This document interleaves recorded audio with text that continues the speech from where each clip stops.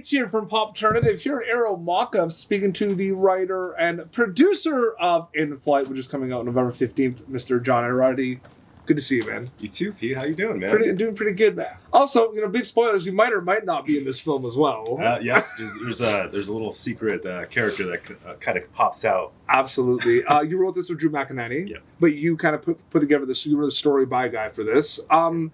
What was kind of the first kind of preliminary idea with In Flight from a story kind of perspective? It really started with the set, Aero Mockups. Yeah. We shot a couple of different things here in the past, and just from walking around the set and the studio, there's so many different little areas to shoot. There's a warehouse, there's a private jet, there's the terminal, and there's also like the behind the scenes type of areas that I was like, it was kind of just working backwards because there's so much more to utilize in this space in the studio. Yep. And the kind of story just developed from there. And I find, when I'm writing, if you give me a space, I kind of peel back, from there, and I kind of build the story around whatever atmosphere I'm kind of working off of. Yep. And that's just kind of how, in my brain, the story just starts developing, and then brought that idea to Drew, and we really, cranked out the script. So not going into big spoilers, but kind of the big thing with the trailer kind of dropped recently. It's kind of like Claire, played by Tiffany Smith, does an amazing job. It's why is she on the plane? Does she get off the plane? Right? Talking to Drew about that, what were those kind of like conversations like about the possible kind of resolution of what's happening with Claire? Sure. I mean, there was a couple of different things we were going back and forth with. Again, can't say too much about the ending, but there was a lot of early 2000 thriller elements that we were kind of, just not basing it off of, but it's kind of an homage to those type of stories and films that we love. And luckily, Drew and I, we're usually on the same page when it comes to film and genre. And I think that's, one of the secrets why it was so easy to work with each other. Absolutely. Yeah.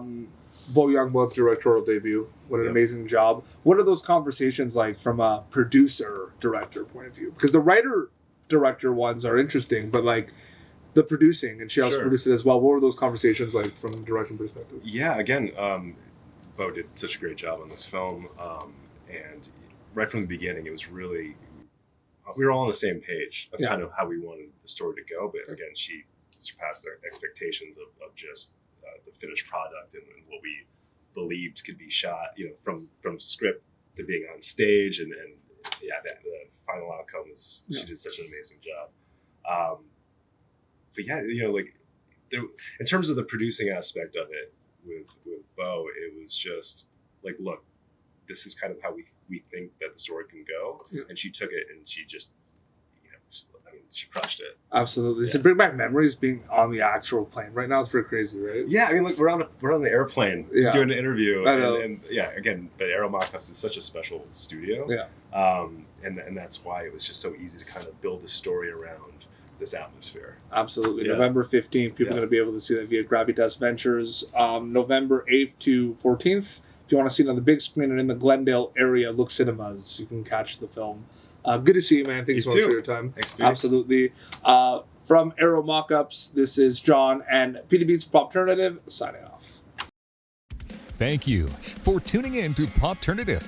Make sure to check out our past episodes of Popternative on YouTube. This has been an Autograph Communications production.